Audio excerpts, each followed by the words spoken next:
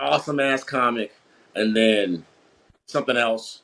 And then like I saw him come back. He actually did like a weekend at a club when the Martin Luther King statue was opened, and he did an easy 3 hours in his like late 70s, early 80s at that point. Easy 3 hours. I only stayed for about 45, 50 minutes of it just because I get antsy. I can't, as a comics aren't really good at sitting down for that damn long.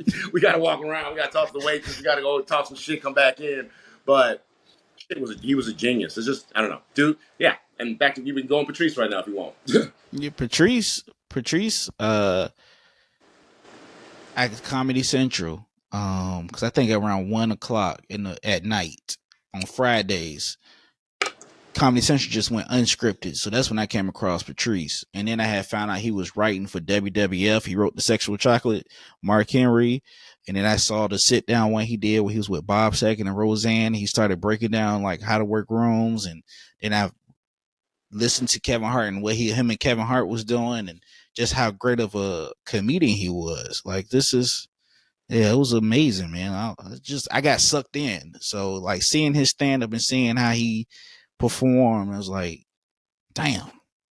Yeah, there was something happening around 2007 for me because him, Louis, and Bill Burr, they were kind of like, if you think of like comedy as kung fu schools, they figured out comedy and from the cellar in a way that's like they were the same comic, not like in a hacky ugly way, but like in a really like organic approach. They all three had the same approach and they all in their own distinct patterns. But like I got to open up for him randomly when I got to do the Opie and Anthony Traveling Virus tour. I won a contest in 2007, and I won Car Crash Comedy, where you had to tell jokes, and if they played a car crash, that means your joke sucked. Out of 10 people, I didn't bomb, so I got to do a show. 3 years in the comedy, I got to do a show at the Merriweather Pavilion, which back then I think it was called the Nissan Pavilion, and it was, I guess, like it feels like 13,000 or 10,000 people or something like that, and so yeah, that was really crazy to go from open mics to 10,000 people. And then when I get off stage, like, I remember Jim Norton went out of his way to be really, like, make me feel comfortable and nice. Carlos Mencia when he was really huge. Uh, Louis C.K. before he got hot. Fucking Patrice O'Neill, just as he's ascending. And Patrice was just nice to me for, like, 2 hours. Patrice hasn't had, like, a history of being mean to people. And he was, like, nice to me. Mainly because I looked at him as a god. I was like, I can't think of a name. I'm like, sir.